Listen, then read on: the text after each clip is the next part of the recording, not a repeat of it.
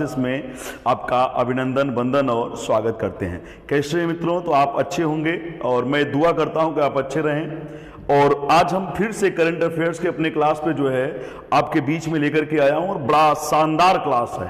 और आज का जो टॉपिक है वो गजब का टॉपिक है। मतलब कहा जाता है कि ये इतना शानदार क्वेश्चन है कि अगर हम नहीं पढ़ेंगे तो आपके सफलता का सीढ़ी नहीं बन सकता है।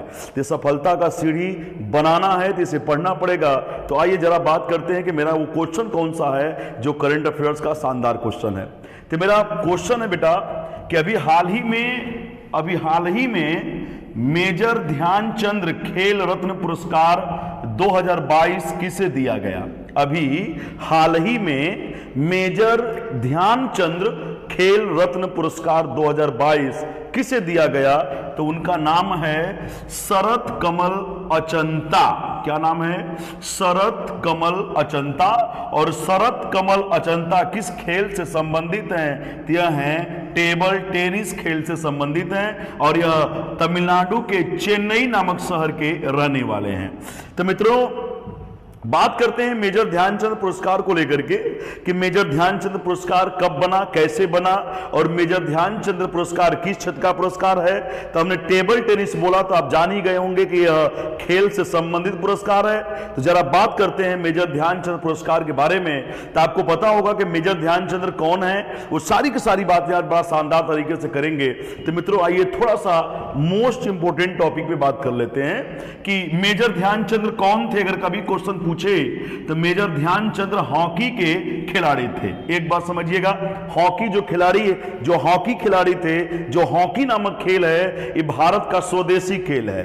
जरा समझिएगा, आगे बात कर लेते हैं बेटा। जरा समझिएगा कि हॉकी जो खिलाड़ी थे मेजर ध्यानचंद, ध्यान दीजिएगा, तो ये जो हॉकी के खिलाड़ी थे इतनी गजब की हॉकी खेलते थे बेटा। अपने जमाने में एक गजब की हॉकी खेलते थे। कहा जाता था कि इनकी स्टिक में जो बाल थी वो गोंद के तरीके से चिपकी होती थी और जाकर के बंदा गोल कर देता था। जरा समझिएगा कि यह भारत के साथ, भारत की तरफ से तो खेल ही रहे थे, लेकिन जिस जिस देश में खेलने गए वहां के लोग मेजर ध्यानचंद को देखते ही रह जाते थे जिस प्रकार से यह खेलते थे। तो कहा गया कि मेजर ध्यानचंद को हॉकी के खेल में विश्व में भी इनको जो है सर्वश्रेष्ठ माना गया। तो मेजर ध्यानचंद को विश्व में सर्वश्रेष्ठ हॉकी खिलाड़ी के रूप में भी देखा जाता है कि विश्व में अगर हॉकी के खिलाड़ियों की बात किया जाएगा तो उसमें एक नाम अपने मेजर ध्यानचंद का भी आता है। जरा समझिएगा कि मेजर ध्यानचंद हॉकी खेलना कब से प्रारंभ किए, इनका क्या बचपन से मन था हॉकी खेलना? तो जरा समझिएगा कि मेजर ध्यानचंद अंग्रेजों के जमाने में एक रेजिमेंट थी जिस रेजिमेंट का नाम था ब्राह्मण रेजिमेंट। और इस ब्राह्मण रेजिमेंट में यह सिपाही के रूप में थे। उसके बाद मेजर बने। तो कहा गया जब ये मेजर बने थे तो इन्हें एक व्यक्ति मेजर के रूप में मिले थे, उनका नाम था बल्ले तिवारी। बल्ले तिवारी इनके गुरु थे। गुरु क्यों मानते हैं कि मेजर ध्यानचंद को हॉकी खेलने के लिए यही जो है प्रोत्साहित किए थे और मेजर ध्यानचंद को हॉकी खेलने का पूरा तरीका बताए थे। तो कहा गया बल्ले तिवारी मेजर ध्यानचंद के क्या थे बेटा? गुरु थे। कहा गया कि मेजर ध्यानचंद जो है अपनी भारत में तो हॉकी खेलते ही रहे, लेकिन पहली बार मेजर ध्यानचंद भारत की तरफ से बाहर हॉकी खेलने गए। और कहा गया मेजर ध्यानचंद पहली बार हॉकी खेलने जा रहे हैं भारत की तरफ से 13 मई 1956 को न्यूजीलैंड में पहली बार इन्होंने अपना मैच खेला था।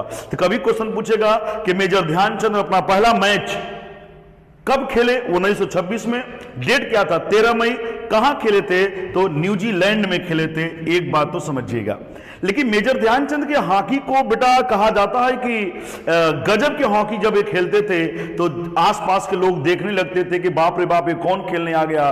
तो मेजर ध्यानचंद की हॉकी बाल से इस प्रकार से चिपकी रहती थी कि मेजर ध्यानचंद जब हॉलैंड में खेलने गए थे, जब मेजर ध्यानचंद हॉलैंड में खेलने गए थे तो हॉलैंड के लोगों ने जो है मेजर ध्यानचंद के स्टिक को तोड़ करके चेक किया था और कहा था कि जो मेजर ध्यानचंद है जो हॉकी खेल रहा है यह हॉकी में चुंबक लगा के खेल रहा है। तो कहा गया हॉकी में चुंबक लगा के खेल रहा है, इसलिए हॉलैंड में इनके हॉकी स्टिक को तोड़ा गया। अच्छा, ये हॉलैंड ही नहीं है, कई जगह जो इनको आरोप लगाया गया जापान में जब ये खेलने के लिए गए थे तो जापान में आरोप लगा था मेजर ध्यानचंद को कि अब गोंद लगा करके हॉकी में खेल रहे हैं, क्योंकि बाल इनके हॉकी से चिपकी रहती थी। कभी कभी तो मेजर ध्यानचंद जब खेलते थे तो उनके खेल के खिलाड़ी भी मेजर ध्यानचंद के हॉकी स्टिक को देखने लगते थे, इतना गजब का खेलते थे। तो कहा गया बेटा कि जब जर्मनी में खेलने गए थे तो हिटलर का नाम आप सुना होगा कि जब जर्मनी में खेलने गए तो हिटलर ने इन्हें इनके हॉकी खेलने के तरीके से इतना प्रभावित हुआ कि उसने कहा कि आप जर्मनी की तरफ से खेलिए। तो कभी क्वेश्चन पूछेगा कि भारत के किस खिलाड़ी को हिटलर ने कहा था कि जर्मनी की तरफ से खेलिए, तो मेजर ध्यानचंद को कहा था कि आप जर्मनी की तरफ से खेलिए। एक और देश है जिसका नाम है वियना। तो वियना देश जो है मेजर ध्यानचंद की कांस्य प्रतिमा बनाया है, मूर्ति बनाया है, और उस मूर्ति में 4 हाथ लगवाया है और चारों हाथ में बेटा स्टिक पकड़ाया है, हॉकी स्टिक। तो कभी क्वेश्चन पूछेगा कि विश्व में वो कौन सा देश है जो मेजर ध्यानचंद का मूर्ति बनवाया है, 4 हाथ लगवाया है और चारों हाथ में स्टिक पकड़ाया है। तो कहा गया उस देश का नाम था वियना। आगे समझिएगा, कभी क्वेश्चन पूछेगा कि वर्तमान में खेल के दुनिया का सर्वश्रेष्ठ पुरस्कार कौन है। तो खेल के दुनिया का जो सर्वश्रेष्ठ पुरस्कार है वह पुरस्कार है मेजर ध्यानचंद पुरस्कार, खेल के दुनिया का सर्वश्रेष्ठ पुरस्कार है। लेकिन बात यहीं पर नहीं रुकती है बेटा, जरा समझिएगा कि मेजर ध्यानचंद पुरस्कार कब बना, इसकी स्थापना कब होती है, और मेजर ध्यानचंद पुरस्कार से पहले खेल के दुनिया का सबसे महत्वपूर्ण पुरस्कार कौन था, या मेजर ध्यानचंद का जो पुरस्कार है उसका स्थापना कब हुआ। जरा समझिएगा बेटा कि मेजर ध्यानचंद पुरस्कार की स्थापना 2021 में की गई है। तो इससे पहले मेजर ध्यानचंद पुरस्कार का नाम था राजीव गांधी खेल रत्न पुरस्कार। आपका यहां से क्वेश्चन बन सकता है और बड़ी ही शानदार क्वेश्चन बन सकता है। क्वेश्चन क्या बन सकता है?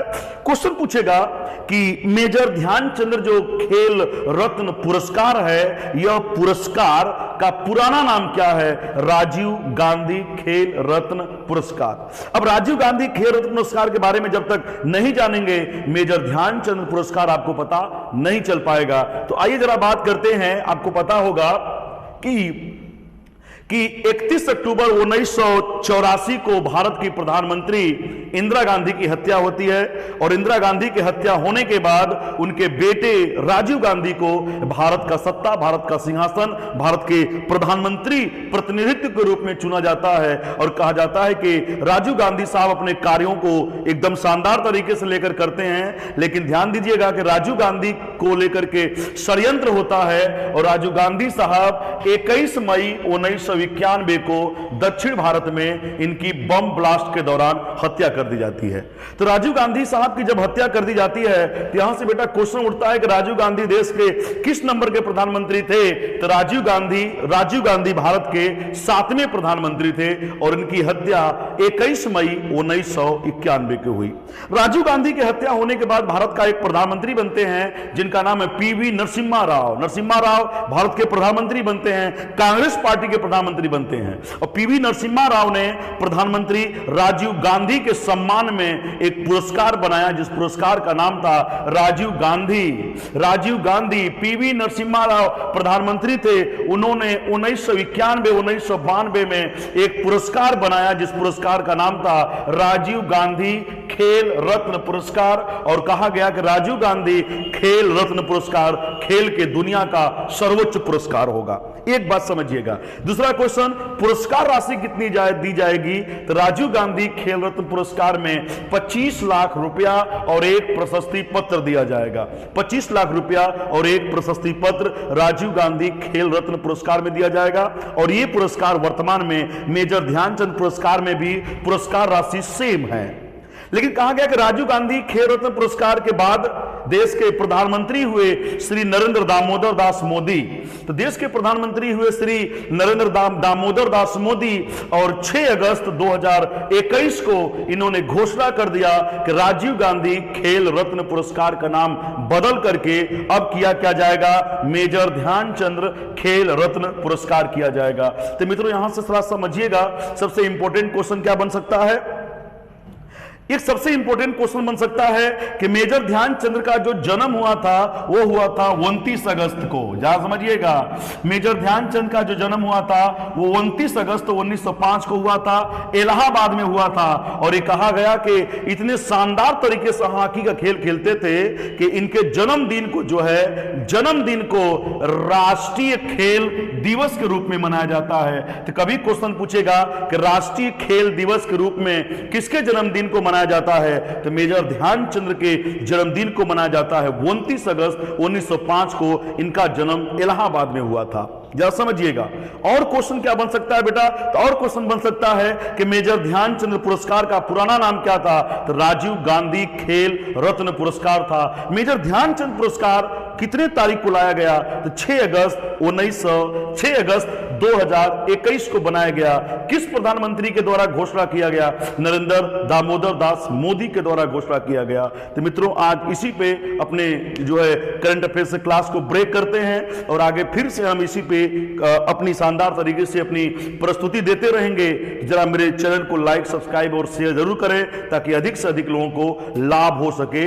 और ध्यान दीजिएगा कि सबसे शानदार चीजें ये हैं कि सफलता लाने के लिए आप रेगुलर पढ़ाई करेंगे तभी अपने जीवन में सफल हो पाएंगे, अन्यथा आप असफल रहेंगे। तो जरा समझिएगा कि पढ़ाई करने का अगर क्षमता आपके अंदर विकसित है तभी पढ़ाई पे हाथ लगाएंगे, नहीं तो दुनिया में, देश में तमाम प्रकार के पढ़ाई के अलावा फील्ड खाली हैं, उस फील्ड में अपनी किस्मत को आजमाएंगे। लेकिन हां, आज भी गरीबों का अगर कुछ है तो कलम है। अगर गरीब अपनी गरीबी दूर कर सकते हैं, गरीब अपने आप को डेवलप कर सकते हैं, तो आज भी पढ़ाई सस्ती है। सिर्फ पढ़ाई पे ध्यान दीजिए, आगे अन्यथा कुछ नहीं है। तो गरीबी दूर करने का एक ही मात्र रास्ता है अपने गरीबों के लिए कि सिर्फ पढ़ाई आज भी सस्ती है और शानदार तरीके से पढ़ो और जोश और जुनून के साथ पढ़ो, तभी पढ़ाई में दिमाग लगाना, नहीं तो अन्यथा ढेर सारे फील्ड खाली हैं, आप वहां पे अपनी किस्मत आजमा सकते हैं। लेकिन पढ़ाई करना बड़ा शानदार काम है। जरा समझिएगा बेटा, शानदार काम का मतलब कि रेगुलर रहना पड़ता है इस पढ़ाई के क्षेत्र में और प्रतिदिन अध्ययन करना पड़ता है।